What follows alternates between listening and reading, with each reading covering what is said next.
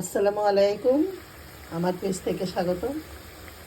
যাদের মিষ্টি কুমড়া শাক খুব পছন্দ, চুলকানির জন্য চিংড়ি মাছ দিয়ে খেতে পারছেন না, তাদের জন্য আজকের রেসিপিটা। আপনারা এইভাবে রান্না করতে পারেন। কয়েকটা রুই মাছের মাথা ছোট করে কয়েক টুকরা মাছ ভালো করে কষিয়ে তারপরে শাকগুলো দিয়ে দিবেন। গুঁড়া মরিচ কিন্তু দিবেন না, কাঁচা মরিচ দিয়ে রান্না করবেন। এতে দেখবেন কত স্বাদ হয়। আপনারা রান্না করে ট্রাই করে দেখতে পারেন। আমি এখানে কয়েক পিস বিচি আলু দিয়ে দিয়েছি।